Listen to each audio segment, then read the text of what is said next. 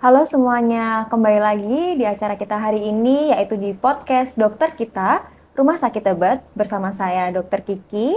Saya sebagai host di sini pada hari ini, di samping saya sudah hadir ahli gigi di Rumah Sakit Tebet kita, yaitu dengan Dokter Johnson. Selamat siang Selamat dokter. siang, Dokter Kiki. Ya dokter, bagaimana kabarnya dok? Baik, Dokter Kiki. Dokter Kiki bagaimana? Sehat juga dokter. Nah, Syukurlah.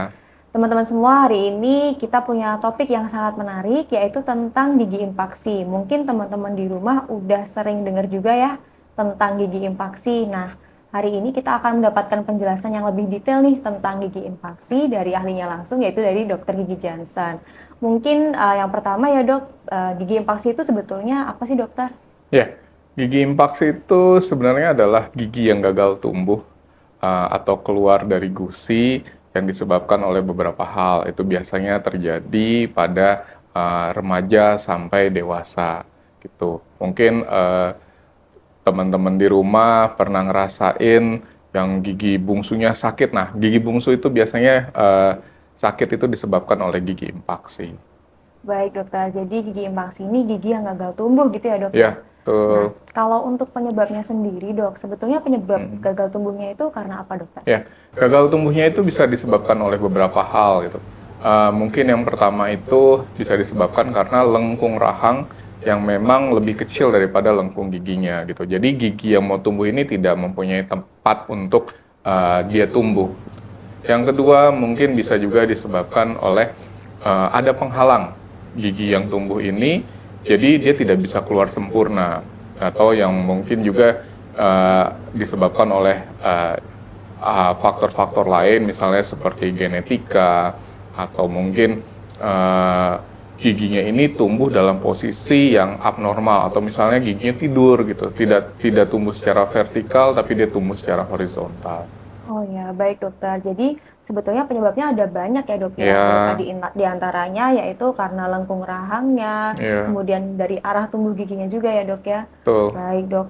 Nah, karena ada hal-hal seperti yang tadi dokter sebutkan, itu biasa keluhannya seperti apa dok kalau gigi impaksi? Ya, keluhan yang paling sering terjadi adalah giginya pasti terasa sakit ya di daerah gigi yang impaksi ini. Rasa sakitnya mungkin bisa disebabkan karena adanya infeksi, terus bisa disebabkan oleh dari infeksi ini berkembang menjadi gusi yang menjadi bengkak, terus sulit membuka mulut, nafas menjadi bau, dan lain-lain sebagainya. Iya, Tuh. baik dokter. Kalau gigi yang paling sering terkena impaksi itu ada di gigi yang mana ya dokter biasanya? Biasanya gigi yang paling sering impaksi itu adalah gigi bungsu atau gigi molar 3 kalau bahasa kedokterannya, gigi taring atau gigi canines dengan gigi premolar. Itu yang paling sering. Yang prevalensi paling besar itu adalah gigi molar ketiga atau gigi bungsu. Oh iya, baik dokter. Jadi memang yang paling sering itu di gigi bungsu yang Iya, kena ya dok ya. Cuma nggak betul. menutup kemungkinan nggak cuma di gigi itu aja ya Ya, dok ya. kenapa gigi bungsu serta gigi taring? Karena gigi itulah yang terakhir kali tumbuh. Jadi kadang-kadang dia mau keluar, dia sudah tidak ada tempat. Itu yang menyebabkan dia jadi impaksi dan menyebabkan keluhan-keluhan lainnya. Oh iya, baik dokter. Nah, teman-teman di rumah ini mungkin pada penasaran nih dok. Kan udah pada sering dengar tentang impaksi, kemudian juga udah dijelaskan juga terkait keluhan-keluhannya ya dok. Mm-mm. Mungkin sekarang pertanyaannya, sebetulnya gigi impaksi ini tata laksananya seperti apa dok? Apakah harus dicabut atau tidak? Seperti Ya, itu.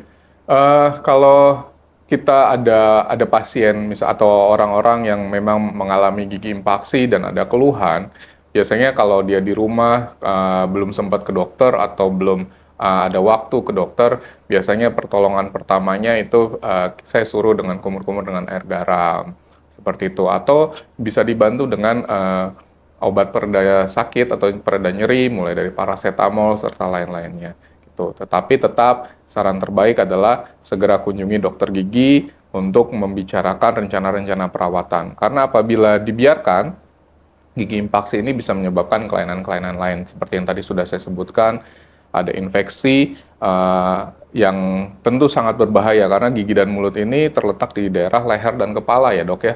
Jadi kalau infeksinya menyebar tentu akan menyebabkan komplikasi-komplikasi lainnya. Oh iya, baik dokter. Mungkin teman-teman di rumah beberapa ada yang punya keluhan impaksi mungkin sudah setahun, 2 tahun, mungkin belum berani dicabut nih dok karena Ya. takut. Mungkin dokter bisa nggak dok menjelaskan sedikit ke kami nih, gambaran operasinya tuh seperti apa sih? Seperti itu, Ya. maksudnya apakah menyeramkan kah atau lama kah? Seperti itu, Dok. Ya, untuk penanganan gigi impaksi sendiri itu ada dua sebenarnya. Yang pertama itu observasi. Observasi di sini adalah apabila giginya memang sudah impaksi tapi tidak ada kelainan sama sekali, maka dokter akan menyarankan pasien untuk diobservasi, dilihat secara periode, jangan sampai nanti gigi impaksi ini menyebabkan kelainan di masa yang akan datang. Serta yang kedua, yang mungkin yang paling sering adalah pencabutan gigi bungsu atau gigi impaksi. Gigi pencabutan ini sendiri tidak selamanya harus operasi ya dok. Gitu. Kadang-kadang ada gigi yang memang hanya bisa dilakukan pencabutan seperti pencabutan gigi biasa, tetapi mungkin dengan kesulitan yang sangat lebih tinggi sedikit daripada gigi biasa maksudnya gitu. Terus tapi memang harus ada juga yang dioperasi. Dioperasinya di sini menggunakan anestesi lokal dok, bukan anestesi umum dengan pembedahan yang sedikit. Gitu. Nanti mungkin setelah operasi ada masa recovery 5-7 hari atau mungkin 10 hari.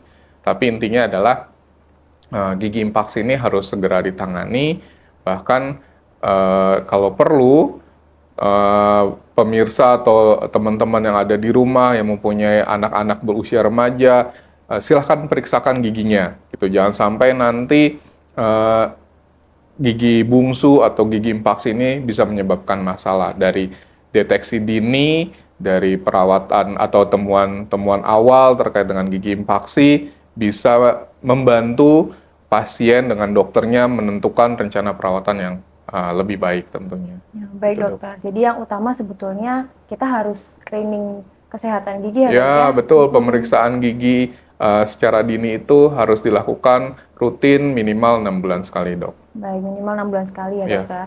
Nah, begitu teman-teman sekalian yang ada di rumah telah mendapatkan penjelasan yang detail ya dari Dokter Gigi Johnson terkait apa itu impaksi. Udah dijelasin juga terkait keluhan-keluhannya dan tindakan penata laksanaannya kalau misalkan teman-teman ada keluhan nyeri gigi di rumah atau impaksi. Terima kasih banyak Dokter Gigi Johnson sudah menyempatkan waktunya untuk menjelaskan ke kami semua nih dok terkait apa itu gigi impaksi. Nah buat teman-teman di rumah jangan lupa untuk periksa rutin kesehatan giginya bisa ke dokter gigi kami di Rumah Sakit Tebet. Tentunya yang terakhir jangan lupa untuk follow Instagram kami Rumah Sakit Tebet dan jangan lupa juga untuk like, komen, dan subscribe video kami di channel YouTube Rumah Sakit Tebet. Terima kasih, sehat selalu. Sehat selalu, terima kasih.